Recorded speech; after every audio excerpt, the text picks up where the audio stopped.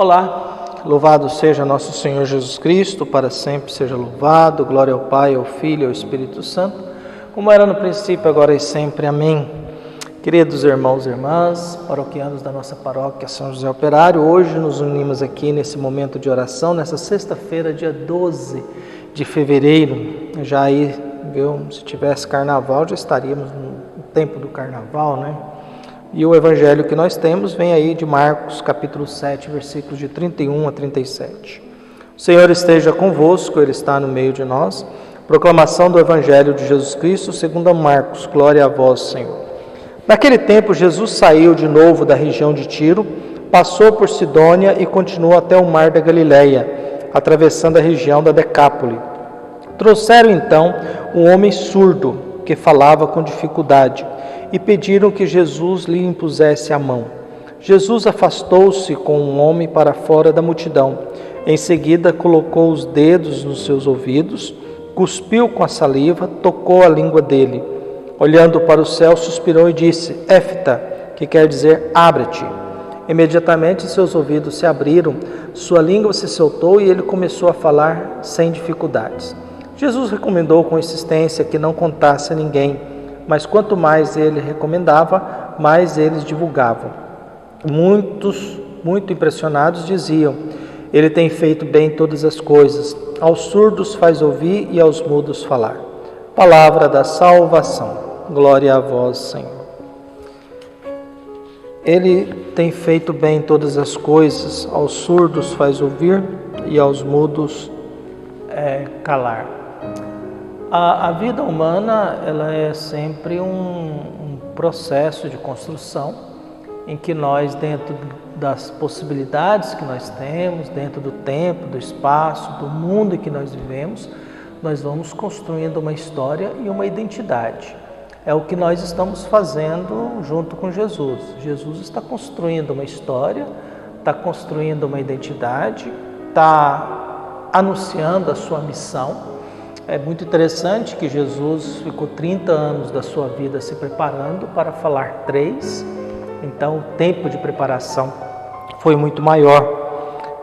A Anne Frank, que nasceu em 1929 e morreu em 1945, dizia: Eu posso me livrar de tudo enquanto escrevo, minhas tristezas desaparecem, minha coragem renasce. A gente vai vivendo essa busca, todos nós vamos ter que descobrir um meio de mudar, às vezes, a tristeza e fazer com que a coragem renasça. Então nós temos esse Jesus que está enfrentando as dificuldades, mas que mantém a sua coragem. Jesus continua em território pagão e dentro desse território levam para ele um homem surdo que fala com dificuldades. Jesus se afasta da multidão. E esse se afastar da multidão, ele é interessante porque Jesus não quer fazer espetáculo, Jesus não quer dar show. Alguém leva esse homem com essa limitação, com essa fragilidade, alguém que não escuta e tem a língua presa. Alguém tomou a iniciativa de levar esse homem, não é ele que vai, alguém leva. A vida é assim, em muitos momentos a gente precisa de alguém para nos ajudar, para nos levar até Jesus, para nos conduzir até Jesus, para nos mostrar o caminho até Jesus.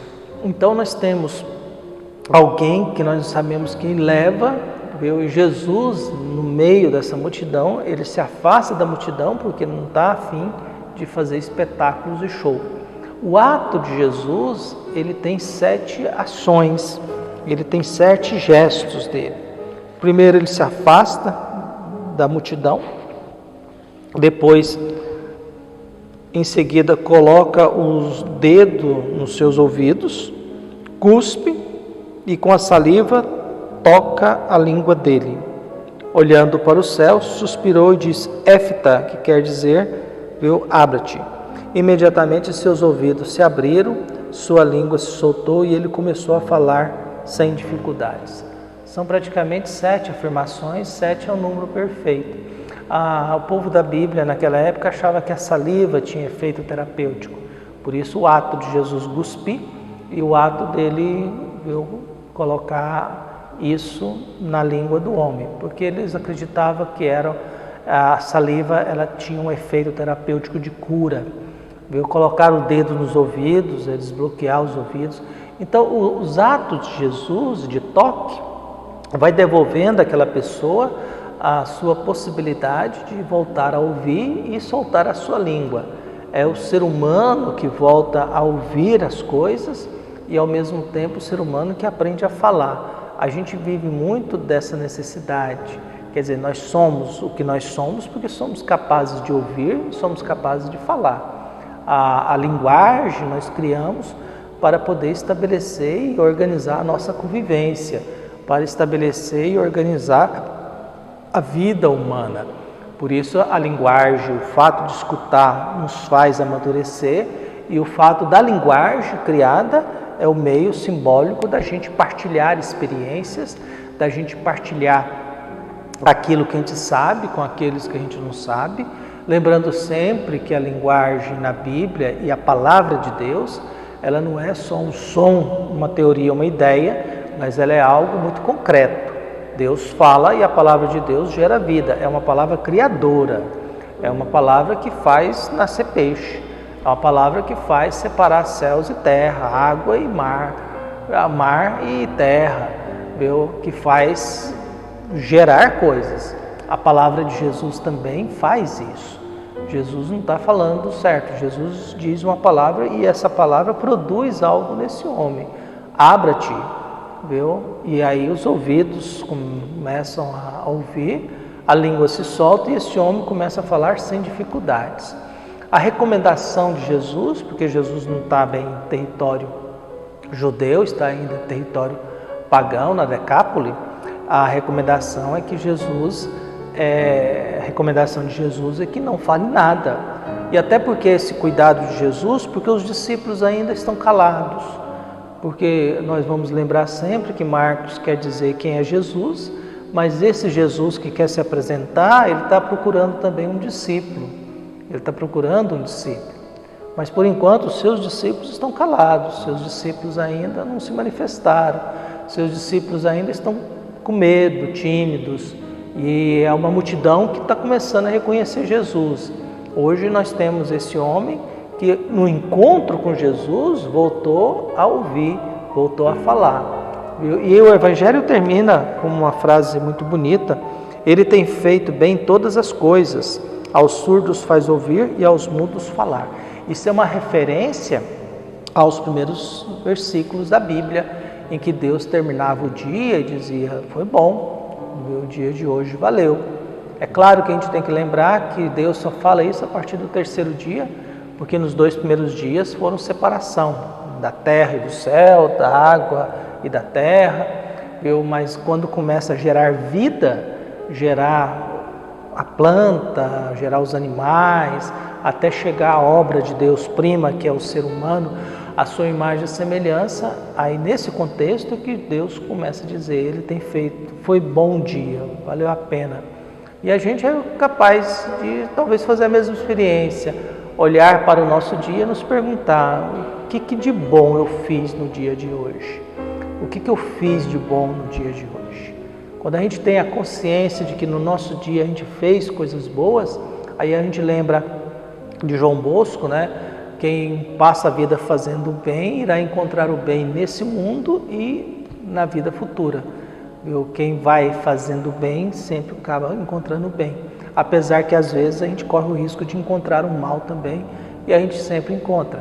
Por isso a nossa prece de hoje é que a gente possa olhar para esse Jesus que vai devolvendo para nós a nossa capacidade de escutar. A gente está com uma dificuldade muito grande de escutar. Rubem Alves dizia que a gente já fez muito curso de oratória, mas agora a gente tem que fazer curso de escutatória. A gente tem que aprender a escutar os outros. A gente tem que aprender a dar atenção aos outros. A gente tem que aprender a prestar atenção nos outros. Os pais precisam prestar mais atenção aos seus filhos para que eles não se percam com tanta facilidade. Os maridos precisam dar mais atenção às suas esposas, da mesma forma que as esposas precisam dar um pouco mais de atenção e escutar um pouco mais os seus maridos.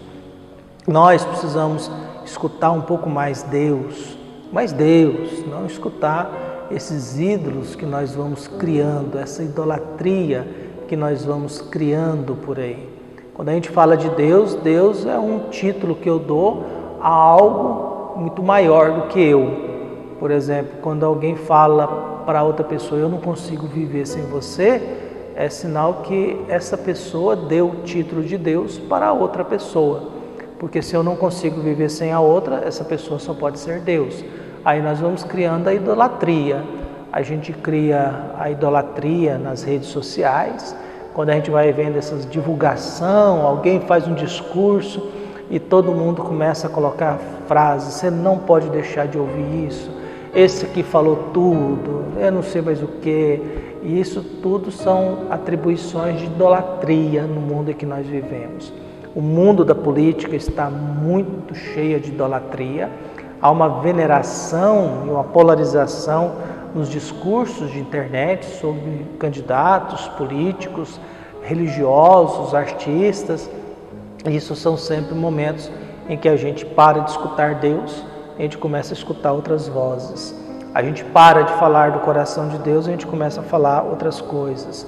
A gente perde no decorrer da vida o nosso referencial, que é escutar Deus através da Sagrada Escritura. E eu vou atribuindo títulos de Deus a outras pessoas, a outras realidades, a outras situações, a outros contextos, e aí eu caio na idolatria. Eu caio nesse mundo em que eu não sou capaz mais de escutar Deus e não dou conta de falar mais das coisas de Deus.